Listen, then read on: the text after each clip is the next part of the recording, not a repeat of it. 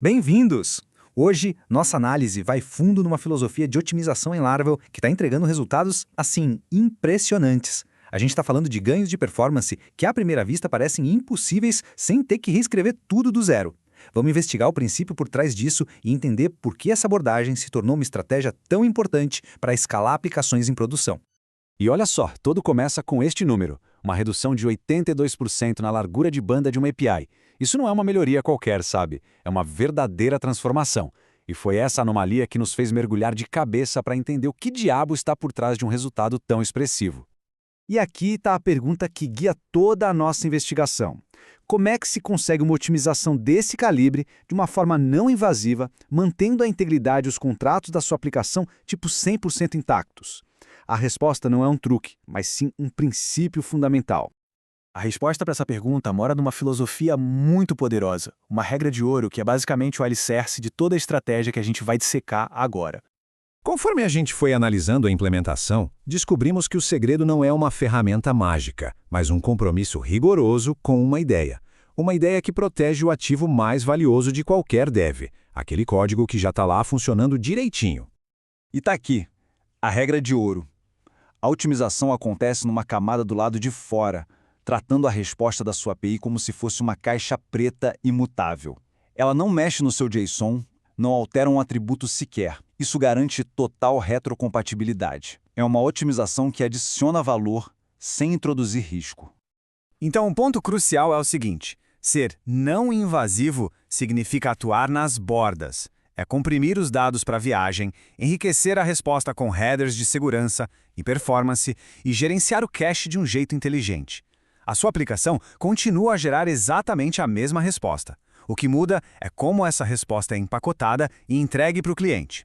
Agora que a gente já entendeu a filosofia, vamos analisar as evidências. Vamos abrir o capô e olhar as ferramentas, os middlewares que aplicam essa regra de ouro na prática e transformam uma API comum numa máquina de eficiência. A primeira peça da nossa investigação é a compressão.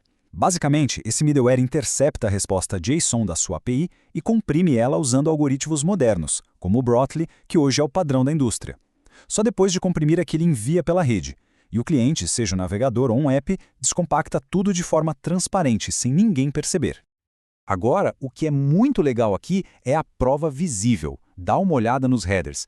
Antes, nada. Depois, a gente vê o Content Encoding avisando que usou Brotli e, mais importante, os headers de métrica que mostram o tamanho original, o tamanho comprimido e a economia. Isso, na prática, é observabilidade. O impacto numa resposta JSON comum é, cara, absurdo, uma redução de 77%.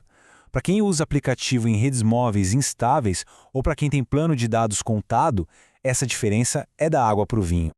Mas a otimização não para na compressão. O middleware API e Tag ataca o problema de um jeito ainda mais inteligente. Se a compressão diminui o tamanho dos dados, o eTag tenta simplesmente eliminar a transferência por completo quando nada mudou. E o fluxo é genial de tão simples. Na primeira vez, o cliente recebe os dados e uma espécie de etiqueta de versão, o tal do eTag. Na próxima requisição, ele pergunta para o servidor: "Ei, a minha etiqueta ainda está valendo?" Se a resposta for sim, o servidor só manda o status 304 e o cliente usa os dados que ele já tinha guardado. Fim. Nenhum dado é transferido. E este gráfico aqui simplesmente destrói qualquer argumento. Olha a diferença. De um lado, transferir 15 kilobytes, do outro, transferir 0. Isso não só economiza dados, como também reduz brutalmente a carga na CPU do servidor, que só precisa comparar uma hash em vez de renderizar a resposta inteira de novo. E o arsenal não para por aí não. A gente tem headers de performance que transformam cada resposta da API num ponto de diagnóstico, sabe? Um raio-x da requisição. E também os headers de segurança, que aplicam uma camada de proteção super robusta sem precisar configurar nada, seguindo as melhores práticas do mercado. Ok, agora vamos sair um pouco da análise técnica do como e vamos conectar isso com e daí? Porque no fim do dia, toda otimização de código precisa se traduzir em um resultado concreto para o negócio.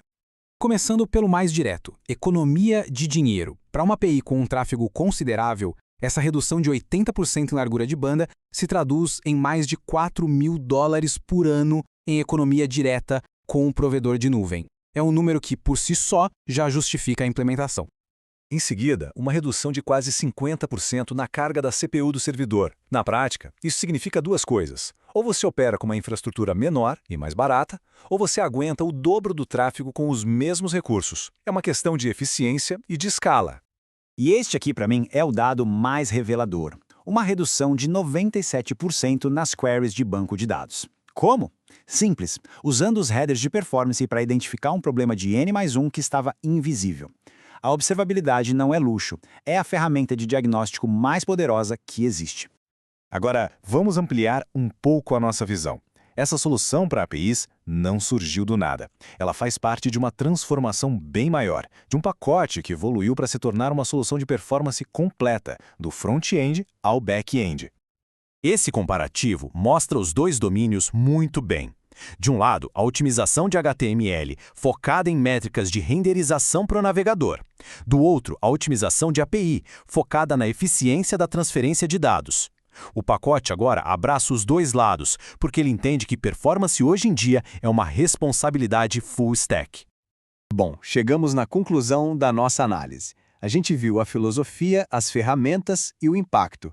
Agora é hora de amarrar tudo isso e deixar uma provocação para a gente refletir. O ponto central de toda essa investigação é o seguinte: a inovação mais importante aqui não é um algoritmo de compressão ou um mecanismo de cache. É o princípio da otimização não destrutiva, a capacidade de melhorar radicalmente um sistema sem precisar mexer no seu coração.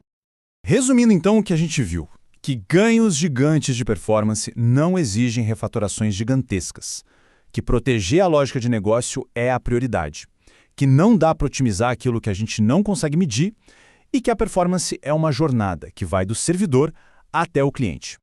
E a gente encerra com uma provocação final. Pensa na sua stack de performance hoje. Ela está adicionando complexidade, amarrando seu código a cada nova otimização? Ou ela está operando como uma camada inteligente que protege o seu core business e garante que sua arquitetura possa evoluir sem criar dívida técnica?